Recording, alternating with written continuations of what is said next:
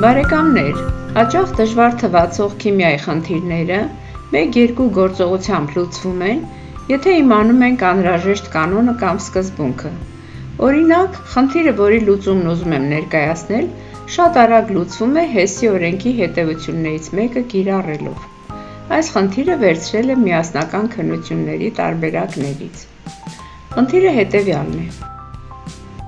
Էթանի, ջրածնի և ացետիլենի այրման ջերմությունները համապատասխանաբար հավասար են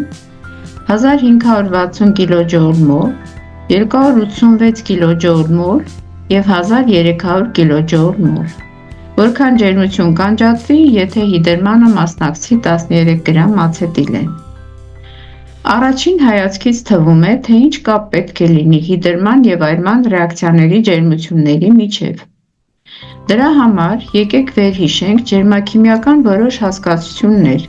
օրինակ, ինչ է այրման ջերմությունը և գոյացման ջերմությունը։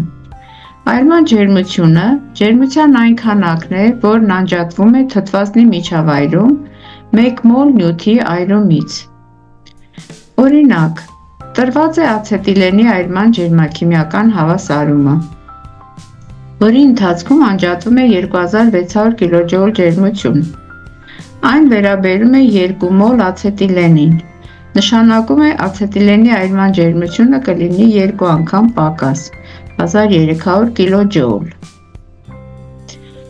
Պարզ նյութերից 1 մոլ նյութի առաջացման ժամանակ անջատված կամ կլանված ջերմության քանակը կոչվում է գոյացման ջերմություն։ Օրինակ, քլորաջրածին կարելի է ստանալ ջրածին և քլոր պարզ նյութերից։ Այս ռեակցիային մասնակցում է 2 մոլ H-քլոր։ Հավասարման բոլոր անդամները բաժանենք 2-ի վրա։ Կստանանք, որ 1 մոլ H-քլորի գոյացման ժամանակ անջատվում է 92.3 կիլոջոուլ ջերմություն։ Նշանակում է քլորաջրածնի գոյացման ջերմությունը 92.3 կիլոջոուլ/մոլ է։ Ջերմաքիմիայի հիմնական օրենքը Հեսի օրենքն է։ Ինչ է ասում այս օրենքը։ Ռեակցիայի ջերմեֆեկտը կախված է միայն ելանյութերից և վերջանյութերից, կախված չէ ռեակցիայի իրականացման միջանկյալ փուլերից։ Սա նշանակում է, որ ռեակցիայի ջերմեֆեկտը կախված է, թե ինչ ելանյութեր և վերջանյութեր են մասնակցում այդ ռեակցիային։ Եթե որևէ միացություն միևնույն ելանյութերից կարող է առաջանալ մեկ փուլի կամ մի քանի փուլերի հետևանքով, ապա բոլոր դեպքերում ռեակցիայի ջերմեֆեկտը մնում է հաստատուն։ Օրինակ, ածխածնի քառավալենտ օքսիդը CO2-ը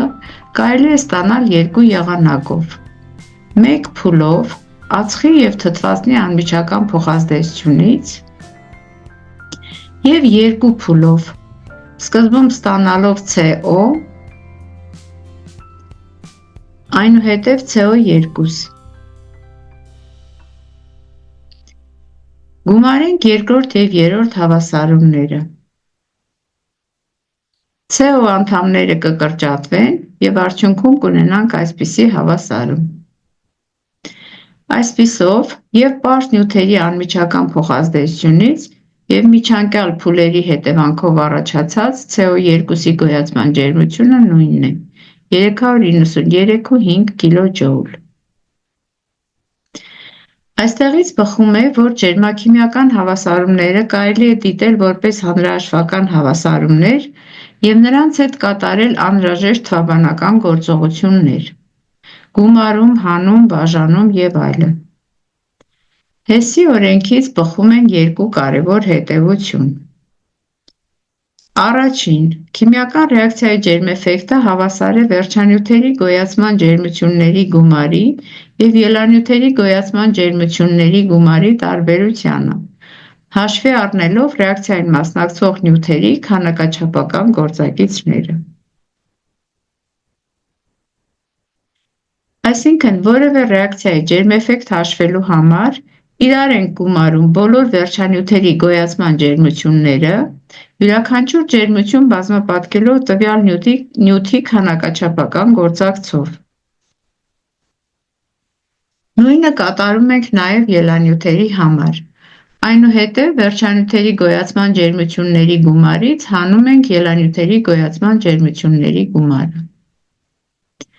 Երկրորդ հետևությունը։ Քիմիական ռեակցիայի ջերմեֆեկտը հավասար է ելանյութերի այրման ջերմությունների գումարի և վերջանյութերի այրման ջերմությունների գումարի տարբերությանը, հաշվի առնելով ռեակցիային մասնակցող նյութերի քանակաչափական գործակիցները։ Այժմ անցնենք խնդրի լուծմանը։ Ընթացել է ացետիլենի հիդրման ռեակցիան, այսինքն ացետիլենը միացրել է ջրածին և փոխարկվել էթանի։ Պետք է որոշենք այս ռեակցիայի ջերմեֆեկտը։ Մեզ տրված են ռեակցիային մասնակցող նյութերի այրման ջերմությունները։ Ըստ Հեսի օրենքի երկրորդ հետևության, ռեակցիայի ջերմեֆեկտը որոշելու համար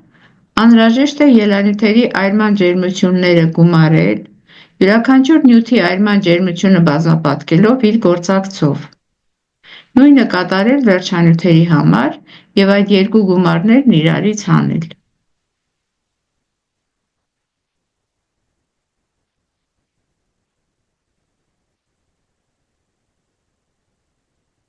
Ստացանք ռեակցիայի համար 312 կիլոջոուլ։ Ստացանք, որ 1 մոլ ացետիլենի հիդրման ժամանակ անջատվում է 312 կիլոջոուլ ջերմություն։ Որոշենք ացետիլենի նյութաքանակը։ Նշանակում է կես մոլի դեպքում կանջատվի 2 անգամ պակաս ջերմություն, 156 կիլոջոուլ։ Բարեկամներ, այս տեսակի և բազմաթիվ այլ խնդիրների լուծման տարբերակներ կարող եք գտնել իմ հրատարակած «Քիմիայի դասընթաց» երկաթօրյա գրքում, հղումը տեսանյութի վերջում։ Շնորհակալ եմ ուշադրության համար։